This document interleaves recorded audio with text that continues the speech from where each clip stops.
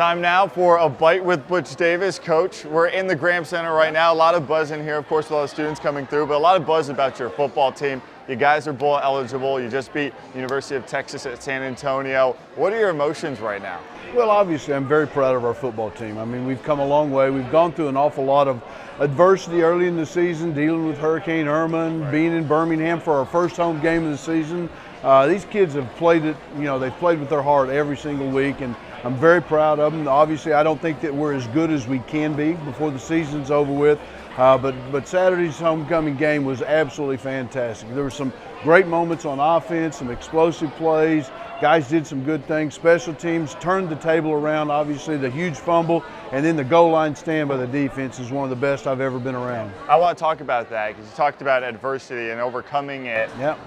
First and goal inside the 5, they run the ball 4 times. Yep. From a coaching standpoint, take us through those 4 plays and what you saw. Yeah, well, it actually got down. They made the first down to the 2-yard line, so they had 4 cracks from the 2-yard line. The very first one was an inside power play where they pulled the backside guard, they led the fullback up in the hole, and our defensive line did a great job of not getting knocked off the ball that allowed Nico Gonzalez, who's the strong safety, Anthony Wynn, and Trayvon Williams, all 3 of our players were able to hit the hole and explode the ball carrier and not get knocked back. Then the next thing, they made about a half a yard. They tried a quarterback sneak, and again, they couldn't knock the line off the line of scrimmage. They came back the 3rd time when it was down to about 1.5 feet, ran the same exact power play. We got great penetration. Trayvon Williams stuffed them in the hole, and I think after that, I think they lost the confidence that they could knock us off the ball. They tried a flip play to the outside. We had 2 or 3 guys out there waiting on it, and they made a great play. And it was just absolutely a huge psychological advantage, a great momentum swing, and obviously a great goal line swing. That's right. Trayvon Williams, Anthony Wynn had monster games in this one, but your entire defense did.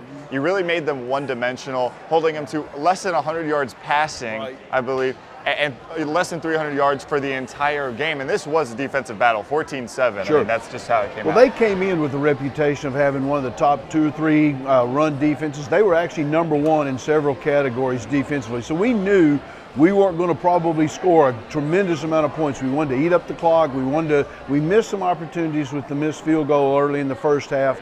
But I think our players, the thing that they did was they took advantage of the things that we were presented with. And we talked about the Fred Russ, Daniel Jackson kickoff cover that exploded, and all of a sudden the ball's loose. We get on the ball, the very next play we scored a touchdown. So, it was a team victory. All right, well, you got those 2 scores from the offense, but yeah, that may have been the play of the game. Right there. And we talked about last week about Alex Magoo, but I wanted to mention this guy. You guys have your own TO, yeah, Thomas Owens, big time, big play receiver. Yeah. When you guys need a touchdown, he seems to be the guy that always steps up. Mike, one of the things that you got to love about TO is, he's a complete player. I mean, obviously, and he's a very unselfish player. Even though he's getting 6, 7, 8 catches every single ball game, you should see how well he runs his routes when he knows he's not the primary receiver. If he's clearing out a zone for Pharaoh to come open, or Anthony, or any of the other receivers, Austin Maloney, he does a great job, and he's an excellent blocker.